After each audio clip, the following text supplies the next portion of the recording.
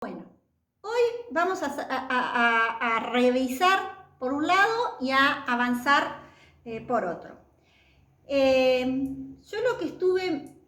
antes.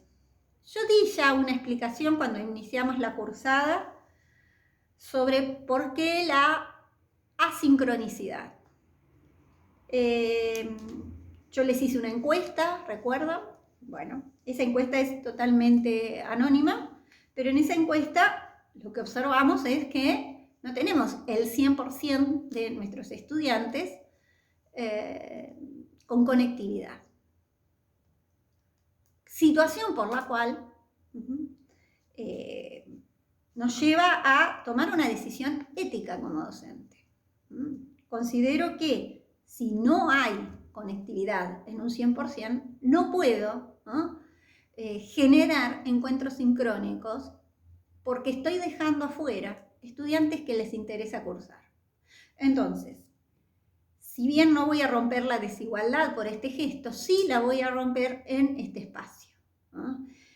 Así que podrán decir lo que quieran, podrán estar de acuerdo o no, pero una de las cosas que me parece que tenemos que, como sociedad y como docentes que van a ser, o como realizadores que van a ser, es esto que decíamos y que no sea solo una reflexión, sino empezar a hacerlo desde nuestro propio lugar, ¿no? ¿Cómo puedo romper ese egoísmo?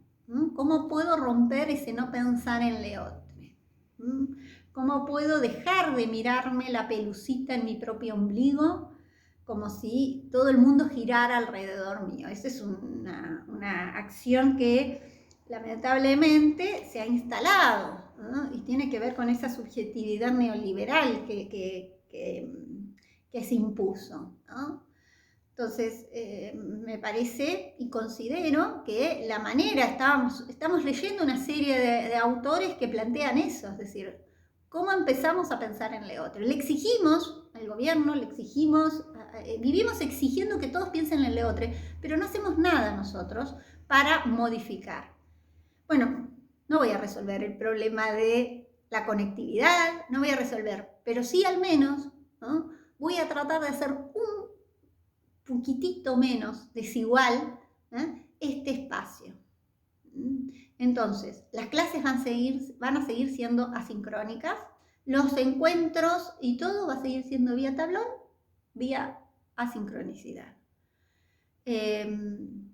Porque no quiero seguir reproduciendo un sistema de que no me importa de otro. Es más, las participaciones en el tablón es para que aprendamos a escucharnos, para que aprendamos a leernos, algo que no suele hacer, no está esta sociedad tan fast food, ¿no? De que todo tiene que ser rápido, nos hace de que no nos detengamos, de que no pensemos en qué le está pasando al vecino, ¿no? Como estamos siempre apurados, no leemos, solo leemos titulares, la famosa fake news. Vamos a hacer un trabajito con la fake news, ¿no? Entonces leemos los titulares, pero no leemos de qué dice el cuerpo de la noticia, no leemos de dónde proviene esa fuente, ¿no? El trabajo de paratexto es importante en eso, saber de dónde viene la información que estoy recibiendo, ¿no? De dónde vienen los textos con los que yo voy a estar estudiando, cuándo se publicaron, quiénes eran los que me están de alguna manera influenciando en el modo de conformarme una posible interpretación de mundo. Entonces me parece que desde ese espacio detenerse, parar y reflexionar desde dónde me estoy posicionando, qué estoy pudiendo hacer, ¿no? Uno quisiera que todo sea distinto y que haya una gran revolución. Bueno, eso de un día para otro, sin ningún cambio en la historia se hace de un día para otro, ¿no? Estamos hablando de un cambio de paradigma y les voy a contar qué es un paradigma, ¿no? Porque, bueno. Primer parte. Segunda parte, vamos a hacer dos ejes. Yo les voy a dar un par de consignas. Una, que leyendo vuestras participaciones veo que no quedó clara. Entonces, vamos a revisar. Les voy a pedir que vuelvan al video de la semana pasada, que les grabé, en donde trabajamos el tema de naturaleza y cultura. Léanlo, es decir, tómenlo como un texto, pueden volver, tomen un apunte.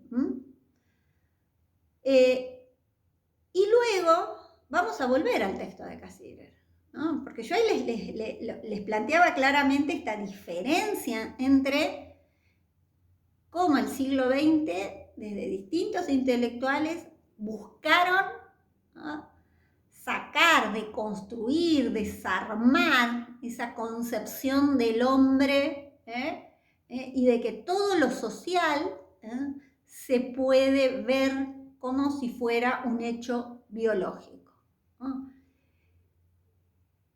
Esa tensión no solo se dio en la antropología, yo les conté el caso de el texto de Claude Lévi-Strauss y el hallazgo que hace Claude Lévi-Strauss, sino también en la filosofía. Un área de la filosofía que les comentaba, que es la antropología filosófica, y un texto que es bisagra y que es un clásico. Quienes están recursando lo vuelven a leer, se van a encontrar muchas estudiantes que ya habían cursado el año pasado y que están recursando, van a volver a leer estos mismos textos porque son textos clásicos, es decir, textos que a los que siempre vamos a remitir. Algo clásico es algo que está siempre vigente. Pasan los años y uno siempre le encuentra un aprendizaje, siempre le encuentra un eje para poder analizar su contexto, pese a que ese texto o ese autor no haya sido escrito o no haya vivido en esa contemporaneidad, ¿no? Es decir, son textos clásicos, a eso le llamamos. Entonces, el texto de Cassirer les va a permitir a ustedes analizar cómo definimos al hombre. ¿Qué es el hombre? ¿No? Y obviamente que no hay darwinismo social en este planteo que hace Cassirer. Porque justamente está contraponiendo a esas posiciones de darwinismo social, ¿no? Entonces, viendo que quizás eso no quedó claro, la pregunta va a ser eso. ¿Por qué en el texto yo les digo que no y ustedes me van a tener que explicar por qué no? ¿Por qué en el texto de Ernst Cassirer no se observa darwinismo social? Y esa es una pregunta que surge en vuestros recorridos.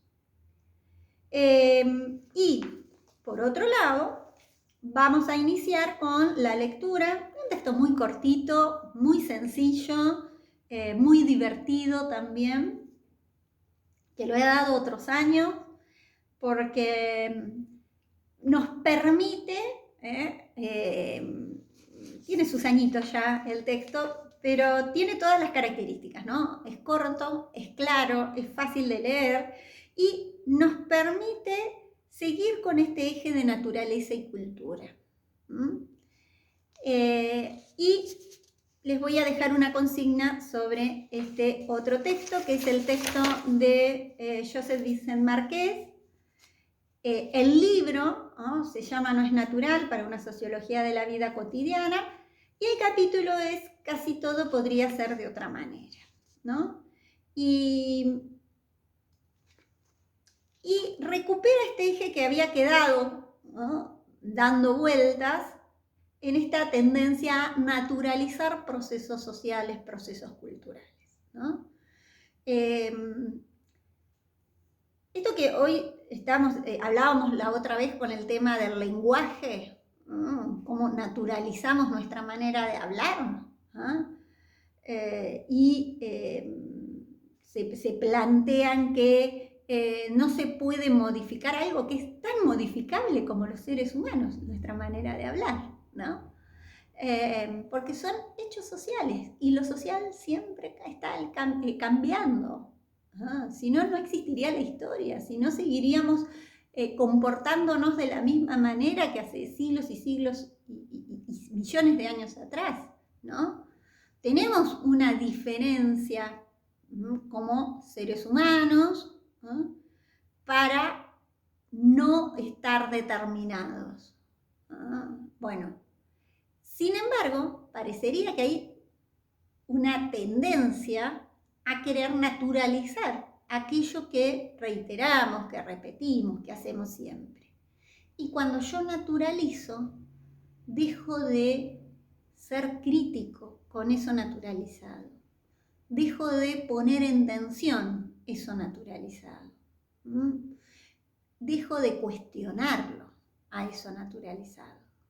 Entonces, no me puedo,